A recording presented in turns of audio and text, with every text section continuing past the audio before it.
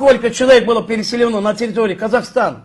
100 тысяч украинцев, 420 тысяч немцев, 105 тысяч поляков,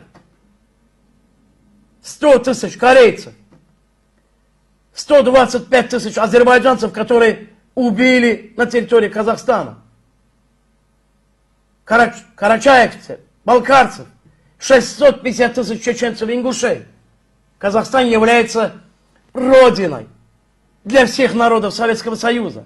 Казахи делились последним куском хлеба, воды, когда при этом голодоморе, когда люди умирали с голоду, они делились последним куском своего хлеба, чтобы эти депортированные люди не умирали. 2 миллиона человек они приютили у себя на родине. А сколько было лагерей? Казахстан они превратили в целый лагерь для жен изменников Родины, для депортированных народов. Казахстан – это святое место. Казахская земля – это святая земля.